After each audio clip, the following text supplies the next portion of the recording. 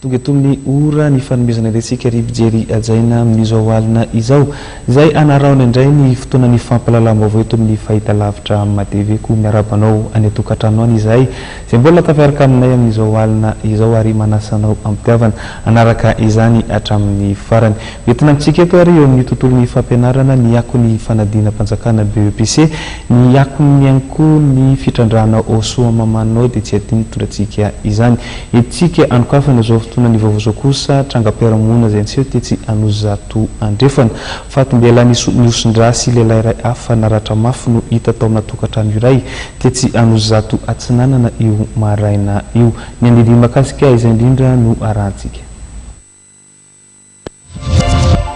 Nahitana fatin-dehilahy iray io maraina io tao anaty trano iray tetsy anozato atsinanana.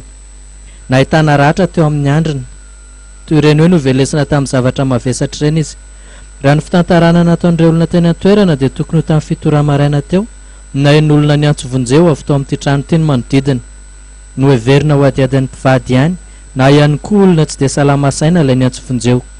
Rehefa nojeren'ny tompontrano anefa tao amin'ny efitra ny angan'ilay feo dia hita tao ilay lehilahy ny antsovonjeo sady efa maratra mafy ary ihany koa fiatin-dehilahy iray ny fony tao anaty entana. Ny zavatra nitranga tao zany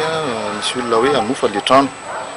dia nisy mpaniry anankiroa nitondra azy tao zany tsy fantatry ny tompontrano fa dia nampidirina le olona niaraka amin'ny camion dia avy eo naharitra elaela tao moa zany fandehan'ny zavatra dia tsisy nahalala izay tao anatiny fa dia le tompontrano zany nahita nivoahan'le olona anankiray tao noho nisy nahita ihany koa le camion mangamanga dia zay olona anankiroa zany ay izy mitondra zavatra ay olona le tao anatin'le zavatra netiny olona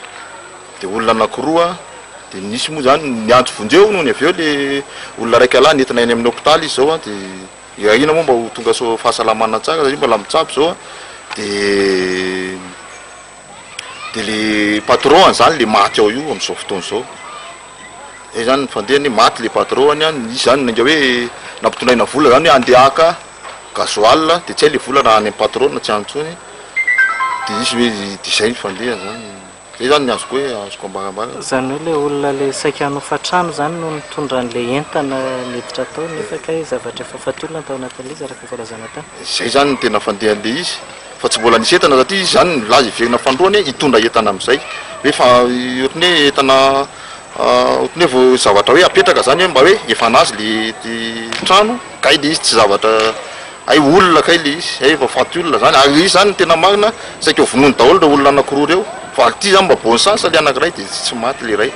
Tonga teny an-toerana moa ny polisy siantifika sy ny avy amin'ny komisariat Betsimamasina nanao ny fanadihadiana rehetra. Rehefa vita ny fizahana natao dia nentina ny anivon'ny tranopaty ny vata mangatsika an'ity lehilahy ity.